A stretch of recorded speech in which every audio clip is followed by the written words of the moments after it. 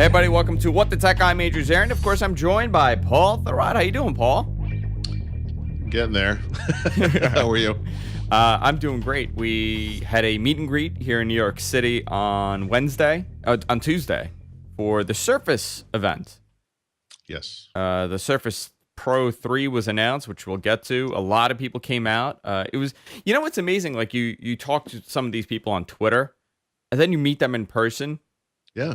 And I'm like, wow, you're like a real person. It's not like this internet weird thing where we limit our conversation to 140 characters. If you look like your Twitter avatar, I'll actually recognize you in a crowd. You know what? Sometimes they don't. Right. Well, sure. I mean, some people are cartoons or, or whatever, but some people have funny. A picture from 14 years ago. Oh, sure. It was a lot of fun. A lot of good people came by. A lot of good conversation. A lot of people made fun of me because I drank Pinot Grigio. Including the waitress. You know what's really funny? So we went to the Rattle and Hum, and I got there like an hour before you guys got there. And I just sat at the bar. By the way, I should mention, well, maybe I shouldn't mention, but when I first walked in the door, I looked at you and I was like, have you been drinking all day? You just look like you were obliterated. Which is not a good way to be at 3 o'clock in the afternoon, by the way. But. Yeah, like, you know what it was? I was really hungry, and I started drinking like around 1. So I had about 2 hours of drinking already done, and I was just sitting there, and I was like working, and I'm getting miserable while I'm working. I'm like, I'm typing away emails, and then you guys came in, and it kind of rattled me. I was like, whoa, what's going on here? All these people are just coming in. What are you doing here? I was sitting in a corner angry. At 1 o'clock in the afternoon in a bar in Manhattan. Not a good place to be at that moment.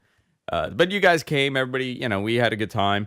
The waitress comes up to me. She's like, "Oh, now I remember you." Yeah, I love her. She's she is my ideal person in that situation. Like I love people like her. She's got an attitude. Yes, but she's really good at what she does. I love people like that. But she gets, I mean, you lay it on her too, and she, but because you can. You know what I mean?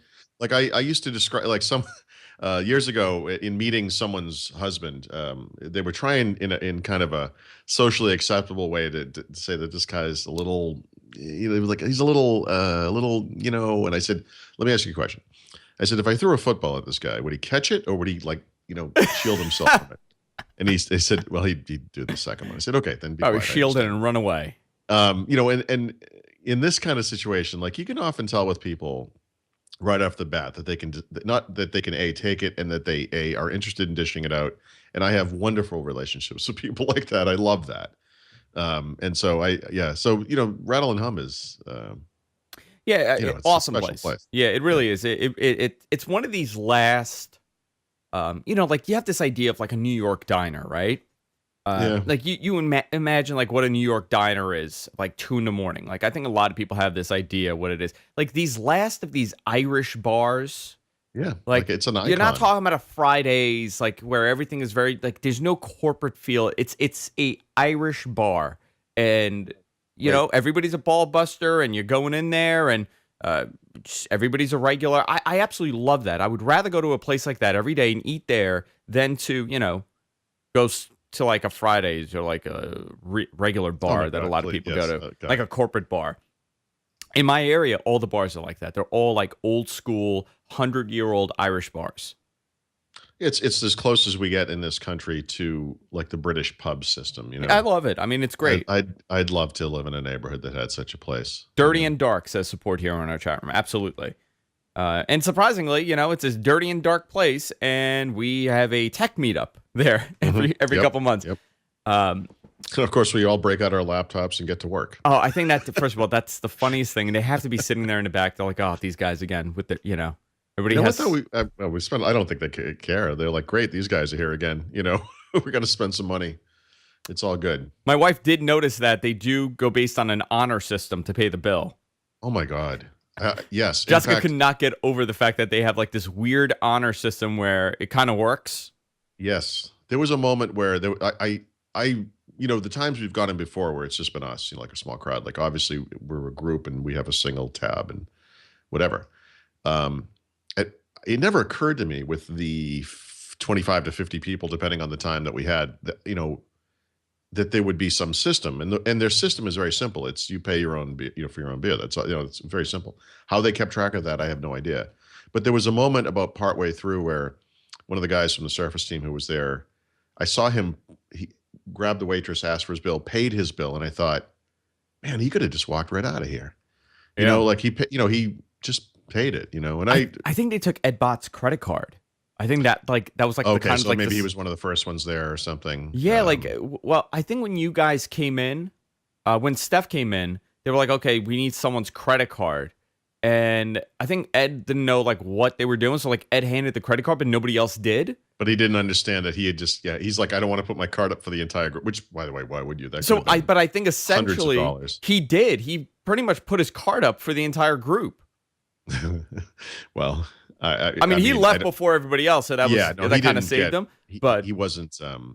Listen, Ed could have drinks could have been on him the entire time.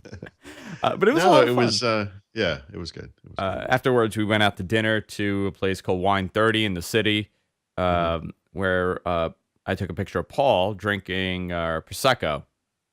And after that, you know what, Paul? You can never make fun of the Pinot Gris. That might have been the moment where I looked at your wife and I was like, oh man, she's way smarter than I think. Because she said something like, let me get this straight. You continually rag on my husband because he drinks Pinot Grigio, and here you are drinking white wine. And I was like, well, yeah, but it's Prosecco. That's not the same thing. It was like a cornered animal, It was a lot of fun. I had a great time. We'll talk more about it in the post show because it'll take up the entire thing. But let's talk about the Surface 3. You went to the event. A lot of people were surprised. Last week when we were doing the show, the anticipation was that it was going to be a Surface Mini. Right. And this would have been a good mobile tablet for people to we knew about the pen, right? Like that we knew. Yeah. By the way, I didn't have the aspect ratio down. I should say, I'm sorry, let me step back a moment. The Surface Mini and the Surface Pro 3 would have shared a lot of things. And would have made up the new Surface lineup. And so when you look at it today, we kind of have a Surface 2 in the low end and Surface Pro, whatever, on the high end. I believe that Surface Mini would have basically replaced the RT device, the other RT device, the 2. And they're going in a different direction, right? I mean, across the board, Satya Nadella said, our goal is not to compete with our OEM partners, meaning PC makers. Our goal is to create new markets, and that means new kinds of devices. And one of the ways that you differentiate from what's already out in the market is that screen. And it's one of those things like, you ever notice in technology where we go down these particular paths, and maybe there was an explanation. I don't really remember what it was or what the rationale was. But for some reason, in the PC world at least, our screens are 16 by 9. That's pretty much just the way it is. Except if you're Google and you're releasing the Pixel. No, I mean, but PC specifically, Windows PC. And Apple doesn't do 16 and it has been for the last 10 years. Right. At least. And I distinctly remember when Microsoft was working on the Windows Media Center version, that in one of those versions, they maximized that UI for 16 by 9 because, of course, HD TVs were happening and they wanted to get on board with that. That made sense. I think it was during Vista, right? Well, no, Media Center, the application went 16 by 9, but then you're right, it was Windows Vista where the OS went 16 by 9. And I don't know if it's a chicken egg thing, like where PC, or I should say hardware makers making 16 by 9 monitors, or was Microsoft thinking this is a need, we need to make Windows 16 by 9, and so they were following them. I don't know what the order was, but we just all kind of switched to that. But it's funny, as our people, you can watch movies, it looks great. Yeah, okay, but how much time do you spend on a PC screen watching movies compared to using Word, browsing the web, doing these kind of productivity tasks? And now that people aren't using PCs for kind of casual consumption things, they're using tablets or phones. The PC maybe can return to something that's more, appropriate for what you would do on a PC. And, frankly, a 16 by 9 display isn't necessarily hugely productive. I mean, some people may enjoy it for whatever reasons, but it's certainly not productive when you flip it around because you get that weird elongation effect where the screen appears to be even longer than it really is. I don't know why that is, but anyone who's seen one knows that that's the case. I don't have a. I mean, the screen for people that got the select few that got on hand, hands on time with this thing, which I did by proxy through Paul. I didn't get one because I didn't go to the event, but it is a impressive device. I mean, the display is stunningly beautiful. The Yeah. resolution is perfect. It's crisp. It's a nice looking device.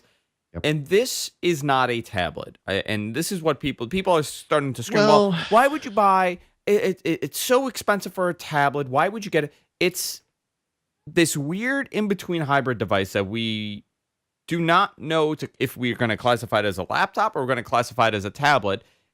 I think it's more of a laptop than anything else. It's a laptop with a detachable screen, or a yeah. detachable keyboard, really, right? The Yeah. keyboard is the crappy part of this. Um, By the way, I mean, this topic alone could be half an hour. I mean, I think the way to kind of summarize it is the pro devices on the Surface end have always been laptop first, tablet second. And the way we would have explained that in the past was they were so thick and heavy, they were awkward to use as a tablet. The Surface RT devices have always been tablet that can also be a laptop. It was a tablet first, laptop second. And of course, it came with Office. And so you get the kind of, merging of worlds there. But I haven't spent a lot of time with this thing as a tablet. I agree that no one would buy it as a tablet. That's not the point. But you buy it because it does both and it could possibly replace two devices in your bag. Now, for an individual, that may not actually make sense. I've often said, I can travel with an Ultrabook and I can travel with a mini tablet, and both of those devices are actually pretty light. What's the big deal? But that's not who this is aimed at. I mean, some power users will buy it just because we love technology, and some, you look at this and think, wow, this is neat. I want one. But the real market for this device is corporations that are already buying multiple devices for their yeah, users. And the reason they made this device is they've heard from these customers who said, look, I'm already buying a laptop, a tablet, and a phone. And that's real for every employee. That's really expensive. If you could make one device that did laptop and tablet, I could buy two devices, and that's a significant savings, not just up sure. front, but in device management costs and And in I mean, they support made it and all that kind clear. of stuff. They made it clear who the target audience is for this device. It's not, the consumer's going to buy it, the home user's going to buy it, but it's more of a professional environment that they're going to be using this thing. And it made it very clear when they were talking about the pen. The pen was a big part of this. The way that you use a stylus is a huge part of this device. Yeah, right. I mean, I think the versatility of it is ultimately the point. That we have transforming or two-in-one PCs already. I mean, people make those things, yogas and so on. Um, this device is a true tablet because you can pull the keyboard off, and so you don't have the additional weight and the thickness of the keyboard sitting there as you're using it. Works with a really high quality pen. Obviously, it's multi-touch. So you get, I don't know what number we're at, 4-in-1, 5-in-1, whatever the whatever the usage model is here. But you've got so many uses of it, and you can also use it. Again, not just as a pen, like someone sitting there taking notes on a lap, but you can push that thing down on its kickstand until it's at like a 150-degree angle. It's almost flat with the table. You can rest your palm on it, and you can sketch on it and draw. And for the creative types, it's kind of a fairly amazing bit of functionality. Now, the here's where it gets a little weird for a lot of people: the pricing of this device. Right? Right. It is But not a this cheap device. It's not no, it's inexpensive. it's a premium product. The i3 starts at about $799, and it goes all the way up to about 2,100 2 grand. bucks. Well, so I just wrote an article about this, and actually, one of the things I didn't touch in that article is what I just mentioned, which is you need to think about it in the context of it's replacing two devices. And so I compared the i5 models to the comparable MacBook Pro Retinas. The Surface Pro 3 is cheaper in each case. It's more versatile by far because, again, it can be a tablet. It has multi-touch. It has the pen. It's got all the, it's got the color choices. If you like colors, they have color keyboards and stuff. So it's a more versatile device. It costs less. But the company, if they were going to choose between an Ultrabook like the MacBook Pro and or some other thing, would also be buying a tablet. And an iPad starts at $500 and goes up to 900 or 1,000. And so the price differential between the two is, you know, Yeah, Pretty amazing, actually, at that point. here's my issue with it. The PC market, the consumer, the PC consumer, has been conditioned to think that PCs are cheaper than Macs. That's the whole thing. And now we're seeing this comparison between this device and the MacBook Air, which Microsoft has done themselves, and it's going to be hard for them to kind of say like, well, yeah, I am getting two devices from this. They're going to look at the price, and the MacBook Air at the end, it's going to be a little bit cheaper if you're not doing the math like that.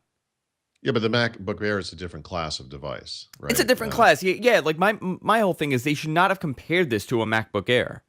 They should not have made this Well, into this they were trying to MacBook make a Air. thinness lightness comparison, and I'm not going to get into that too much. I mean, this device is very light, They're two and separate very thin. devices. They're totally different devices. Yeah. Well, currently they are. I mean, no one understands why Apple hasn't released a Retina class, MacBook Air. Given their public statements, it's fairly clear that they're not going to do multi-touch screens. They're certainly not going to do styluses and pens and things, at least not with electromagnetic capabilities. And so, even if these things are roughly comparable, even if the prices are roughly the same, what we've got here is a premium device that is way more versatile than those Apple devices. And we mention Apple devices because they're both the standard, but they're also the one that people look to as like kind of the quality bar when you think Yeah. about like a premium PC experience. And I, I've always felt like the previous Surface Pros, like the build quality was amazing. They clearly have something awesome going on from an engineering perspective and also a design perspective. But it was too thick and the screen was too small and it wasn't quite adequate for pros. This one, it's like, yes, look at this thing. It's amazing. And people who read my stuff know. I mean, I have my own personal preferences for different things. I have whatever complaints I may have about. I may prefer like in an Ultrabook a bigger screen than you can see on this thing. Um, but obviously you have to strike the balance between too big, too heavy, and too small to actually use as a laptop. Yeah. On my trip to Phoenix, I brought that Yoga 2 Pro, which is a wonderful Ultrabook. But when you flip the screen around, what you've got is a super thick and heavy tablet, and it's insane to use in portrait mode because again you get that elongated effect for whatever reason that you get with these 16:9 screens, and it's just not it's okay for occasional use, whatever.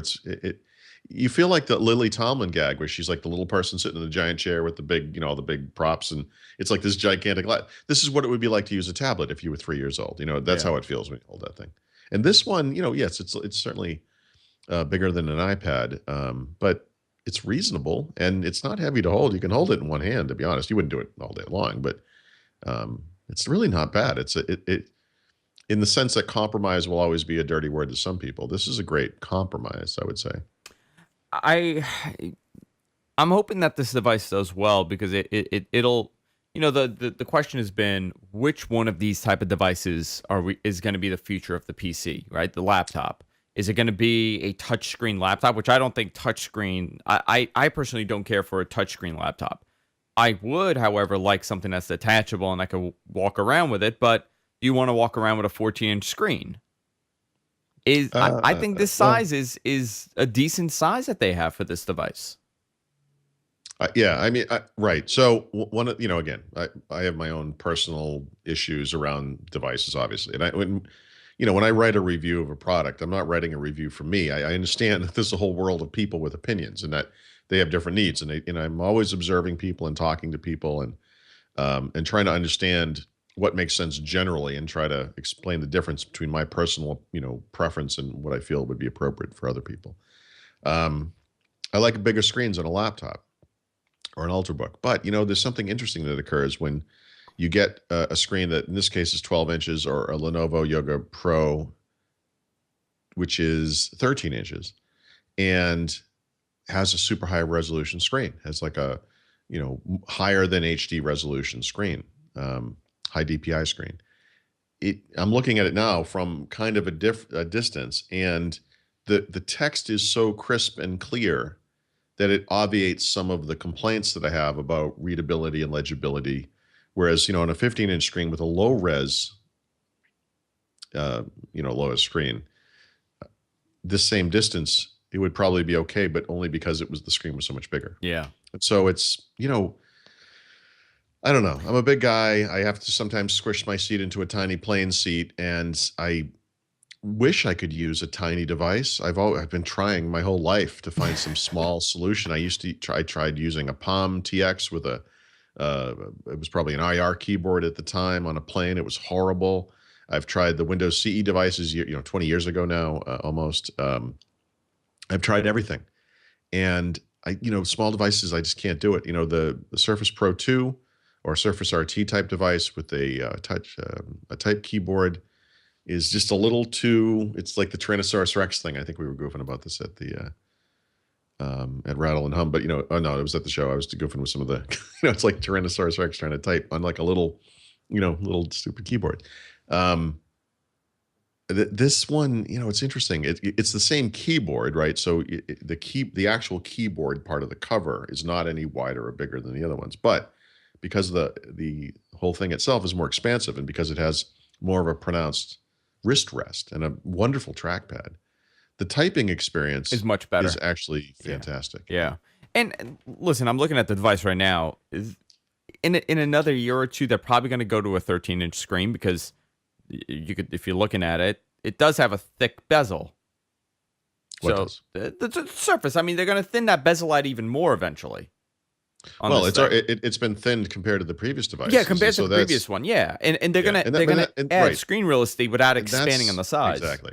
If you were to look at, you could bring up a picture of a MacBook Air, and one of the things that I think is really noticeable about that Oh, device the bezel, is the bezel is humongous, it's and disgusting. and It's and I really don't understand why Apple hasn't put at least a 14-inch screen in the 13-inch MacBook Pro, and they don't have to update the rest of it at all, yeah.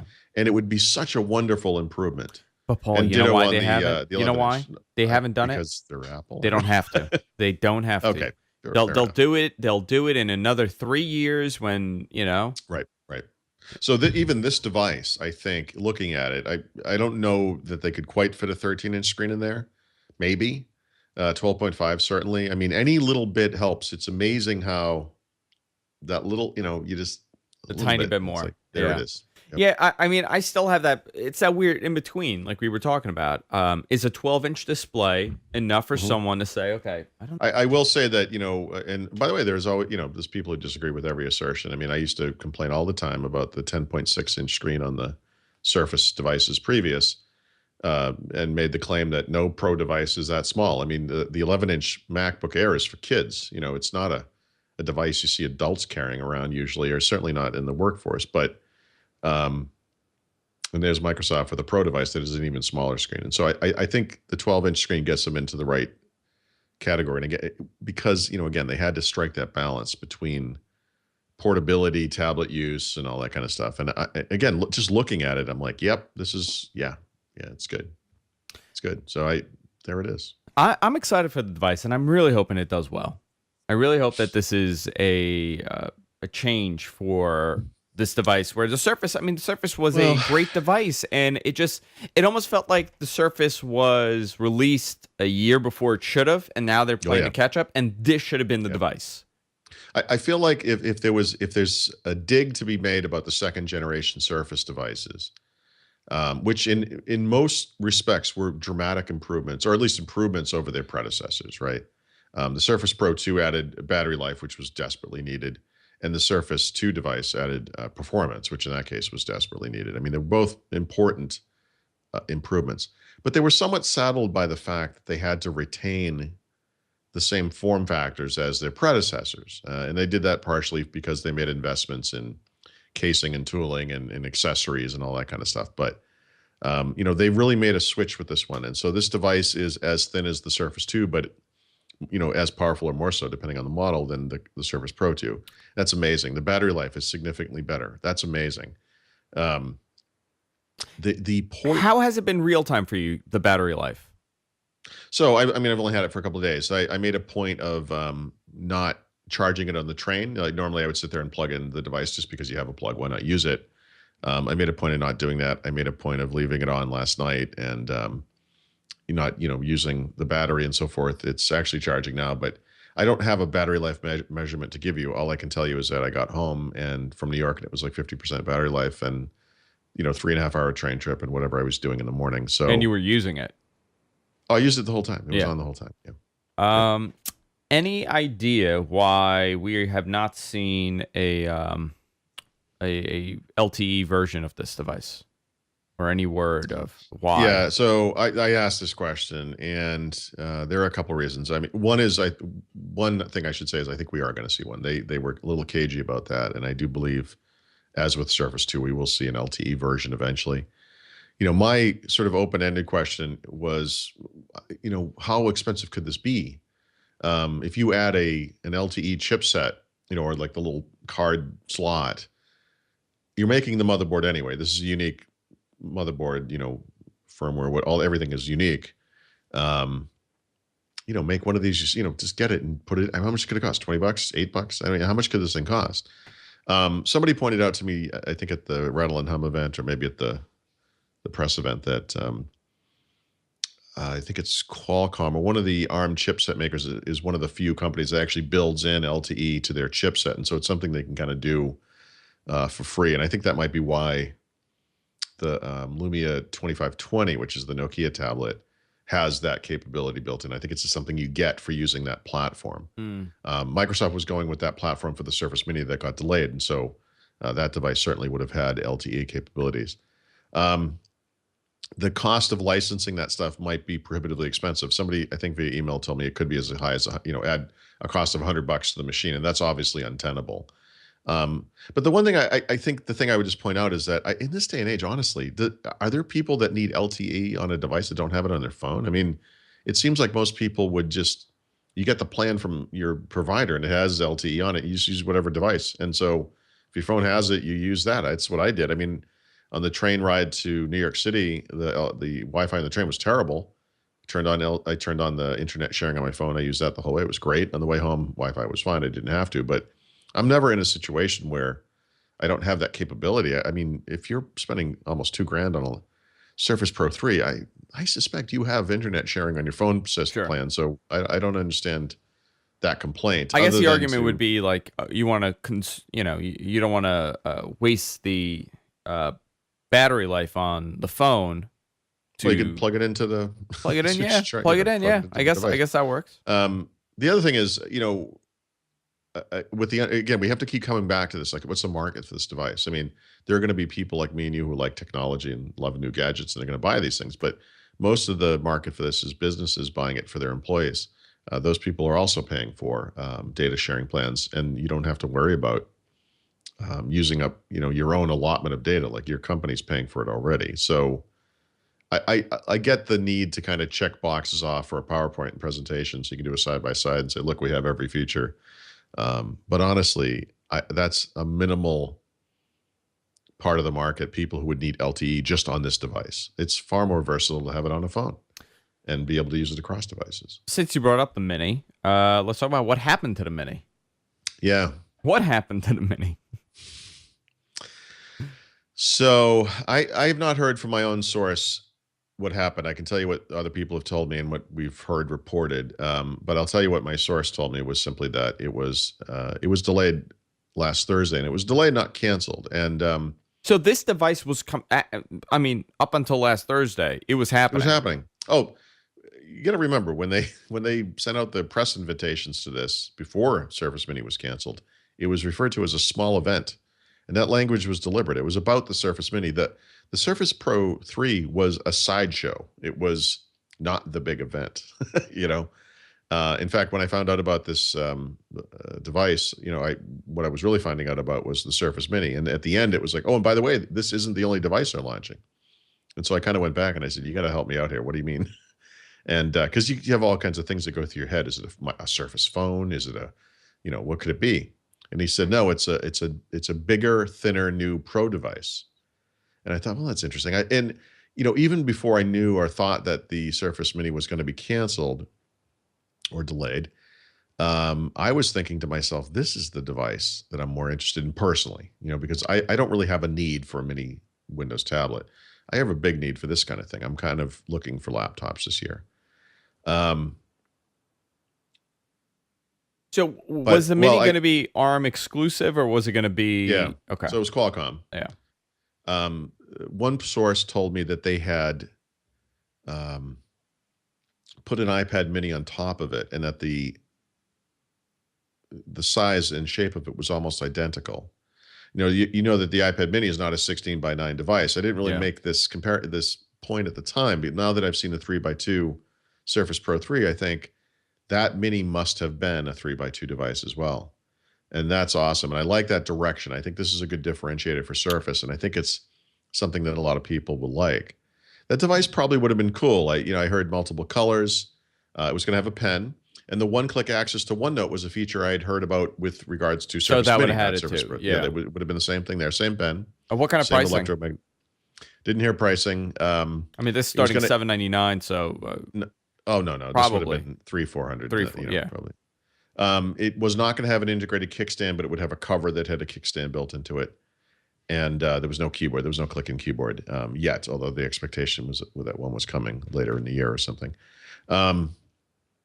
That's Surface Mini will probably still happen. They're actively developing it, and they're looking to improve it. We don't know exactly why, but some executive team, and I've heard different stories here. It could be Satya Nadella plus Stephen Elop. It could be people under Stephen Elop that would include, Yusuf Mehdi and whoever else is on the hardware team, on the devices team. Basically looked at this and said, look, this is not differentiated enough from what's already in the market. And as Satya Nadella said at the show, our goal is not to compete with our partners. It doesn't make sense for Microsoft to ship yet another device that is exactly like something other people are offering. And so the hope here is that they will launch it maybe in the fall, and they're looking at improving it. And some of the things that could differentiate, of course, is the 3 by 2 form factor. It's RT, and so that's a differentiation. But RT is changing. RT may be merging with Windows Phone, and maybe this is the wrong time to launch such a device, and so maybe they should look at Atom or whatever. The OneNote integration is very interesting, and that's a differentiator, as is the really high quality electromagnetic pen. You don't see a lot of that, but you do see some of It's that. very, and let me tell you, last week we were talking about this on the show, and I've had a problem with the size. Like, I would love to have a pen for note taking at times. I hate, maybe it's like I'm a little old school, but like I like writing down some notes, like show notes, for example. I write down all my show notes. Not for this show, but for everything else that we're doing. So I always have a piece of paper with the show notes. I would love to just jot down the thoughts that I have for the show notes on a tablet. But the pens are awful. I mean, the experience is really bad. Oh, the latency, terrible. is. I mean, you literally just see a trail behind. This one, this is the best screen that I've seen for this type of note taking. Yeah, there is one bit of controversy, which I think is a little artificial about the pen. In the previous devices, they had a Wacom digitizer, and it supported 1,024 levels of pressure sensitivity. The new version is, I think it's called, I forgot the N something, not N gauge, but N something else. Different digitizer. The pen only supports 256 levels of pressure sensitivity, which obviously is less. What Microsoft told me, though, was that there is no human being that can press a pen to 1,024 different levels of sensitivity. And so this doesn't actually matter at all. And that in real world usage, it's just as good. And more to the point, the digitizer itself is thinner, and it allows them to retain, the thinness of the device, which is one of the things. And I mean, you could use it as like a mouse too, Well, yeah, I mean, that would be true of any electromagnetic pen in a way. But yeah, this particular pen, which I guess I've lost, I don't know where it went, has two buttons on the barrel, and then it has a button on the top. And if you've ever used an electromagnetic stylus, you know that many times that button on the top is used like an eraser. And so you can flip it around in your hand and you can rub it on the screen, and it kind of acts like an eraser, which is one of those kind of cool things. But this one doesn't work like that. The top button can be clicked or double clicked, and it does different things. And one of the things it can do is launch OneNote, including turn on the machine and launch OneNote above the lock screen when the machine is off, which is kind of a cool thing because you can walk into a room, click, and you're in OneNote immediately. It's like a pad of paper. The people who are used to the old way of doing things with the pen are like, well, I like the eraser thing. That was cool. But there are two buttons on the barrel of the pen, and one of them is eraser. And so if you hold it in, you can just use the tip of the pen as an eraser. And if you think about it, in our zeal to emulate real world objects, it's cute that styluses work like real pens or pencils, where there's an eraser on one end and a pen on the other. But in reality, it's way more efficient if you're drawing something or writing something, just to toggle a button to do the eraser without the flipping part, because you don't ever lift the pen off the tablet. And so I think as people get used to that, um, it will in fact be just fine. And Sure. so I think the pen is great, but I'll do more with it than I have. But so far so good. So now we have the Surface Pro 3. Hmm. I mean, this brings up a lot of questions about the Surface 3, the RT version. Yep.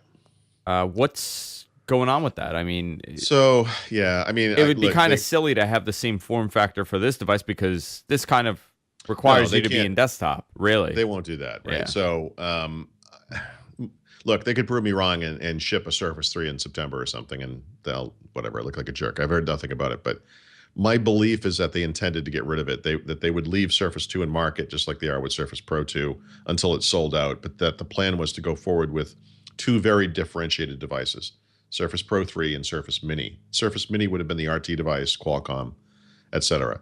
Now, if they can get Surface Mini to the point where Microsoft agrees they want to sell it, maybe that comes out in the fall. Maybe it waits until the spring, for Windows 9. I mean, I don't really know, obviously, how I don't think they even know, how that works.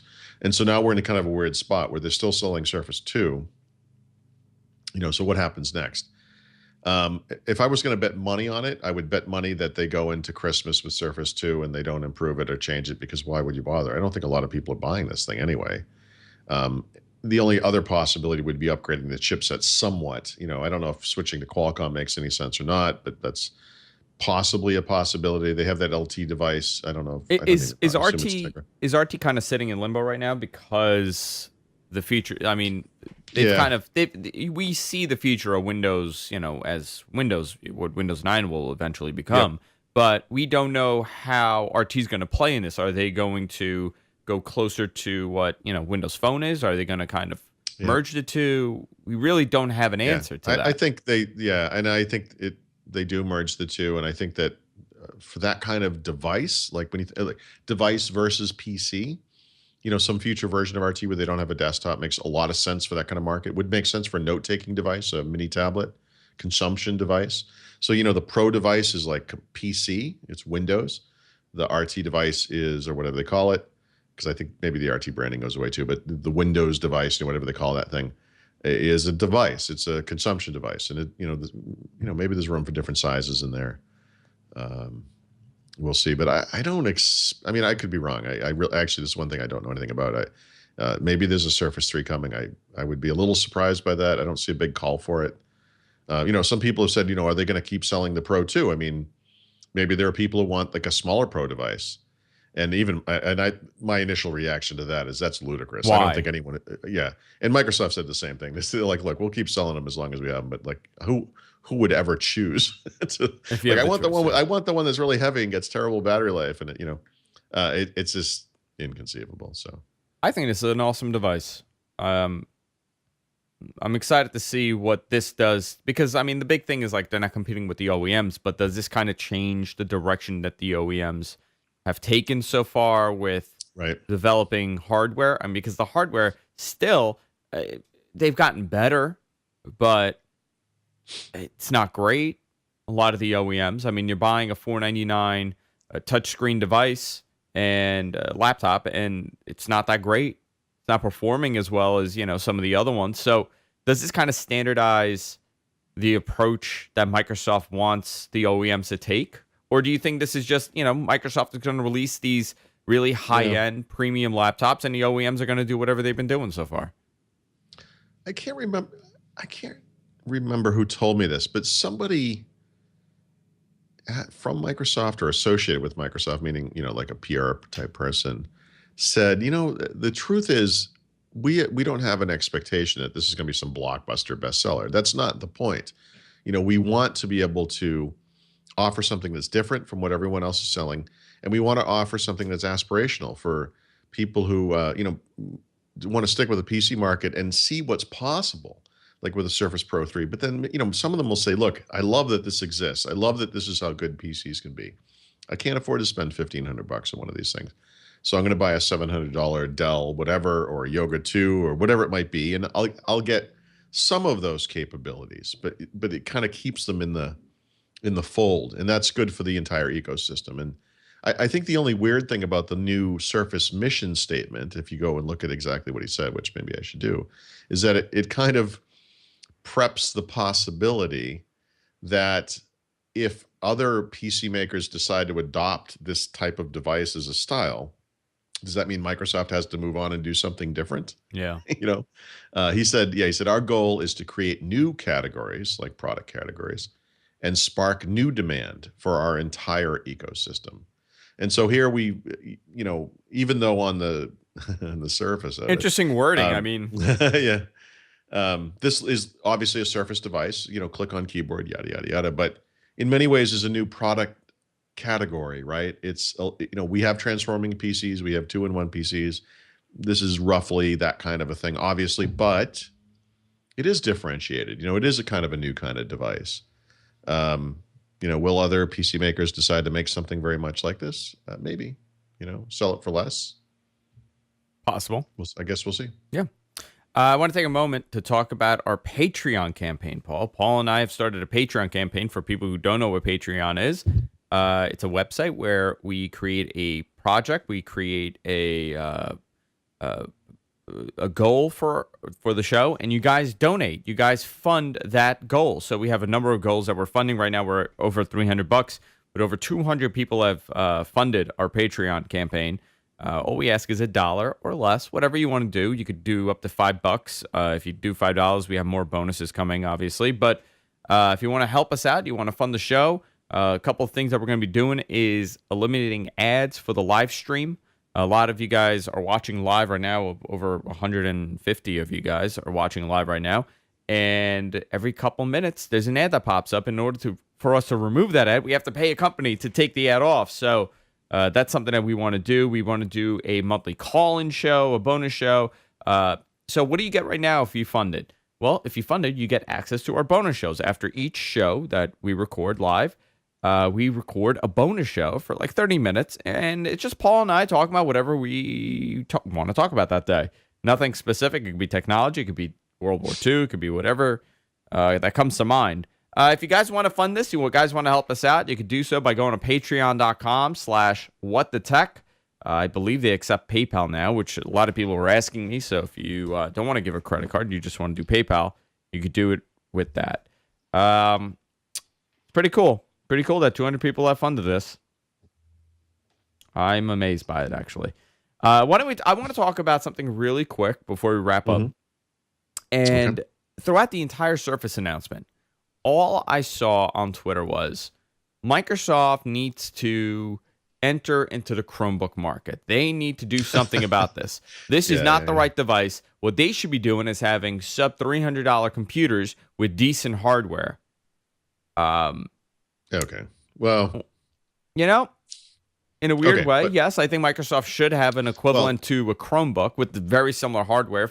Because the Chromebook hardware is pretty decent. I mean, those HPs look pretty. Okay, but first of all, those computers exist. They do exist, yeah, but it's not. You can pick up the Best Buy Circular. There's a $300 Dell computer you can buy right now, AMD processor, whatever it is. They just don't look like. I'm sure it's a piece of junk, but they just don't look like. Well, it's a laptop. It's I don't know, it looks like a Chromebook to me. Whatever, but Google doesn't sell a $300 Chromebook. Google sells a $1,500 Chromebook. Google, as the designer and maker of the platform, wants to show you how good it can be. I think that is Microsoft's goal as well. And of course, Microsoft has a lot of PC maker partners who they, by the way, really pissed off when they went into Surface, which is part of the reason you see all those people making Google Chromebooks now, because of Microsoft and Surface. And so their new strategy for Surface is not to compete with those people. And if they made a $300 Surface that was awesome, that would be competing with them quite a bit, and the PC market could implode. And so every action you take has ramifications. You have to kind of balance what you're doing. I would just say that, look, I don't know that they're any good. I've often thought about doing the $300 PC challenge. Paul goes to Best Buy, spends $300 on a computer and tries to use it for a week and see how it goes. And maybe I still will. I don't know. I still think the value proposition of Windows puts it over the top compared to Chrome OS, Chromebook. Obviously, the gap is shrinking as Google improves Chrome OS. I don't know. I mean, we suffer from an issue in the PC market where the average selling price of PCs has been going down and down and down, and that's the reason why PC makers put crapper in their computers and they ruin the experience and they lengthen boot times and they slow performance and they do all those terrible things to computers that make them worse. It's also the reason why everybody's screaming that this device is really expensive. The Surface is really expensive because the PC market has not been conditioned to think about a premium PC as a normal thing to buy. Sure. Well, I mean, all I can say is, Toyota makes Lexus, and this is the Lexus. Everyone thinks of Apple as the BMW of the PC world. A Chromebook is one of those three-wheeled trike things that you see sometimes. It's or like a motorcycle with training wheels or whatever, however you want to say it. And it's fine. It will get you from here to there. It maybe, if you're online and depending on what applications you need. And for some people, it's fine.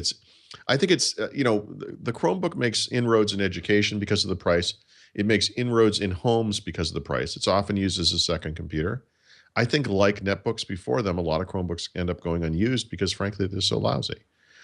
But they're improving. And I get that. I don't have any inherent bug up my butt about, the Chromebook or whatever. I mean, if they improve, they improve. And that's great. They're improving, but I don't think people are buying it because it's they want to be in the Google ecosystem. People are buying it because it's inexpensive and it's, that HP that they have, even the 14-inch HP, it's a nice looking device. It looks like a MacBook but you Air. get into, but you can't not be in the Google ecosystem and use this thing. I mean, not the reason, but one of the reasons that Microsoft has this kind of sign in now with Microsoft account and in Windows is that this is like circling the wagons. Apple does it. When you buy an Apple device, you are by definition are sucked into the Apple ecosystem. There's no way around that.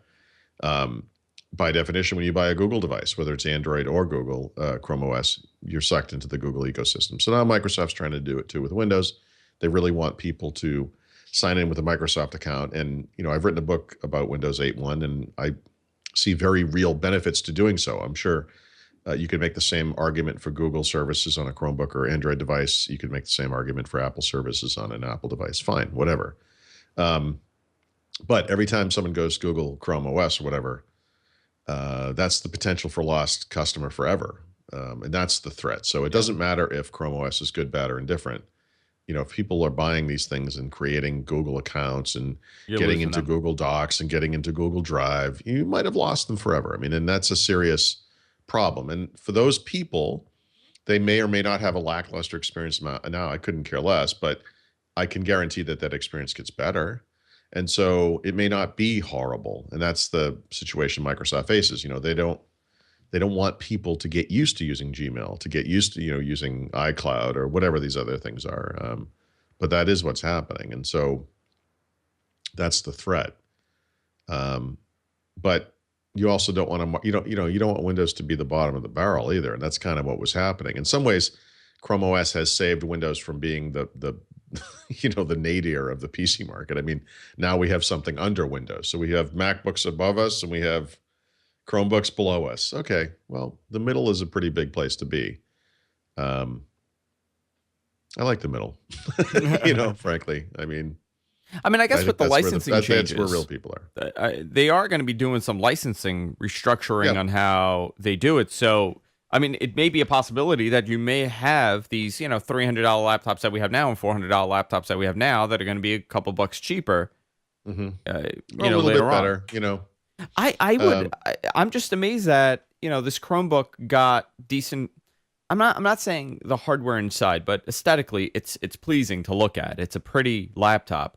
And a lot of people buy products based on that. They don't care about what's inside. Nobody knows what an Intel Atom processor is. They don't know what a Celeron is. Imagine if you could buy a Surface 2 for $300. That'd be great. It would be amazing. But but see, I don't. $300, that device is amazing. But see, I don't expect that to happen. Oh, I don't either. Yeah.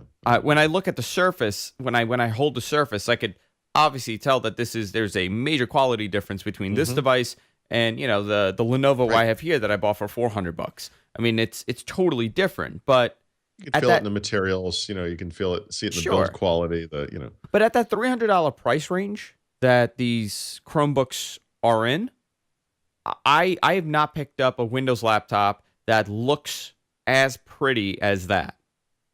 I think But that's the problem. that's the PC maker's fault, That's the because PC any maker. one of those Yeah, devices could be a PC. absolutely.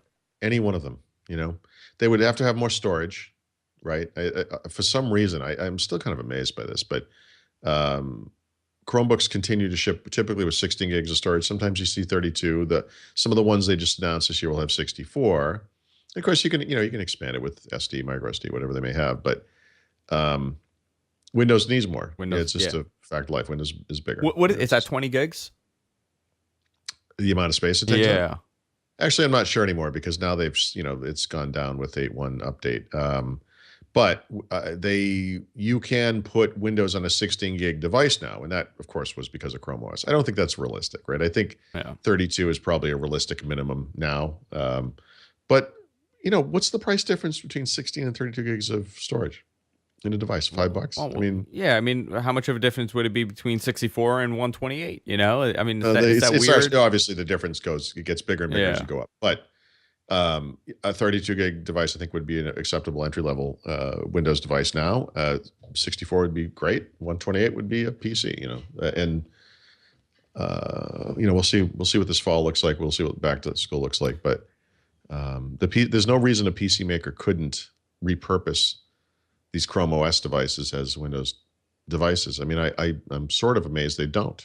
I'm trying to see what the higher end one is that they have. Like, what's the highest end memory, hard drive memory? Well, right now it's probably 32, not counting like a Pixel. I could have which swore I saw one that was like 256, and they wanted like $500 for it. Oh, I could I'm be not sure. I losing mean, my mind, but I looked over those Haswell-based Chromebooks that are coming out, and I saw 64 sometimes. Let me see, but those aren't out yet. that might have been it. Actually, I might have seen that. You can kind of step through. Yeah. Yeah. I mean, it's interesting, and Microsoft does obviously have an uphill battle when it comes to this, because when you're buying your kid a computer and you see 199 sitting there and it kind of looks pretty and it kind of looks like a MacBook, you may be picking that one up instead of, spending $300 and getting a Windows-based computer for your kid. And you're right. Once you're in the ecosystem, you're in the ecosystem. These people are never going to buy Office. I honestly, Apple's, well, it's hard to say what Apple's single biggest success was, but one of the biggest successes Apple has had is this lock-in thing, that success breeds success. Once you get people in, it's like the mafia, once you get them in, you can't get them out. And Apple's done a bad job at their iCloud service.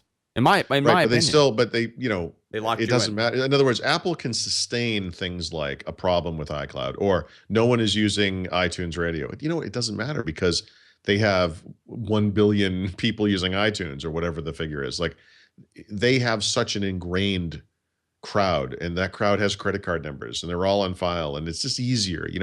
When it comes time to, I want to buy a device I can rent movies on my TV. Well, yeah, I have an iPhone and iPad, whatever. I'll just get the Apple TV. Of course, my account's already in there. It's so simple. I don't have to think. Yeah. Lock-in is a beautiful thing, from the perspective of the companies that are doing the locking, I guess. And it's obviously there are actually benefits to the user as well. It is simpler, but we always seek that path of least resistance. I know people who make more money than I do who, as different services were coming online, were saying, "Oh, well, I can't leave iTunes. I'd like to buy a Windows Phone, but I have all these apps I bought for the iPhone." It's like, you're rich. What's the difference? You can't spend a couple $100 on apps?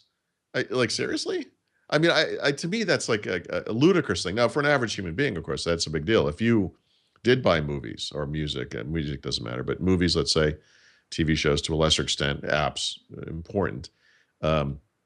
Hundreds of dollars on that stuff. I mean, that is an impediment against moving out of that ecosystem. And when the iPhone 6 comes out, you would buy that and not some Android device or a Windows Phone device, because your stuff's going to work. See, the biggest problem for me would be, and I have this right now because I have a Windows Phone that I try to use as much as I can. It's not a higher end one, so obviously that impacts my capability, the capability of the device. But I've been in the Google ecosphere for ever. Yeah, that's a good term, by the way. The Google ecosphere. Ecosphere. Since 2009, the Googleverse. Yeah. And it's kind of hard to break that. It's easier to kind of do it with iOS because I'm also in iOS, and I have an iPad, but just a couple things bother me. Like, okay, I'm using iCloud, all my images are getting backed up there, but how do I access that from the web? You can't. You can't access it. Drives me nuts. It's little things like that it's a little convoluted. Like my Google Contacts don't sync up properly on my iPhone. I mean, look, you could pick any little thing in any one of the ecosystems, and there's like these issues. You can access your Google Play content on an iDevice, No, but except I you mean, can't download what it I'm to the saying iDevice. is, Yeah. once you're involved, once you're committed to one, Oh, you're in. it's kind of difficult to kind of break through and go to another one. Yep, and that's the point. That is literally the point. It's lock-in exists for a reason. They want, and Microsoft, obviously, I mean, the lock-in existed before any of these devices. I mean, Microsoft had lock-in with Windows. I think a lot of people still buy Windows PCs because they've got this notion in their head, that this is important. Um, and in many ways, it kind of isn't. I mean, you can do Office on the web now. What are those applications to the average user? Like, what's the killer Windows app that most normal people are using? I mean, there almost aren't any. Yeah. But we still buy these things almost out of tradition. Like, oh, I got to get a new computer. Obviously, it's going to be a Windows PC. Yeah.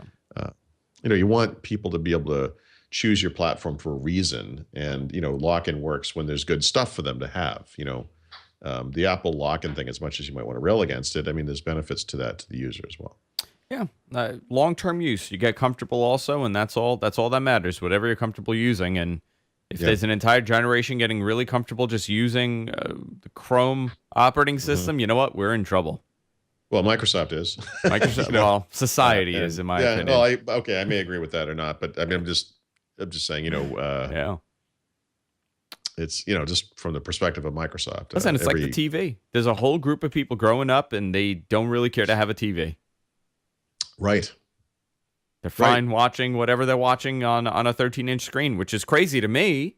But to people like my brothers, which are, much younger than me, it's really different for them. So let's wrap it up, Paul. Time to wrap it up. That was a good show. I had a lot of fun. We had that weird explosion in my computer, but I think now everything is fine. I think the aliens attacked. Yeah. Go to our website, gfqnetwork.com. If you miss any portion of the show, of course, you can catch it there. You can catch it on winsupersite.com. We're also on iTunes. We're on Windows Phone. We're everywhere podcasts are available, so definitely subscribe to us. We have an audio show, a video show. We try to get it out and posted within a couple hours. And hopefully this will be posted at normal time because we have a lot of shows today, so it gets a little crazy when we do the show on Thursday. We'll be back to our regular time on Tuesdays next week, right? We'll be back to... Yep. Okay. Yep. Just want to make sure. Also, guys, you want to help us out, use our Amazon affiliate link, gfq.co/Amazon. We also have a thing on the top of the website we could click on, and whenever you buy something on Amazon, we get a little credit. Also, our Patreon campaign. If you're watching live, we're going to be recording our Patreon, our bonus show, right after this, so stay tuned. You could hang out for that. And that's it, guys. So we'll see you all next week. Good night, everybody.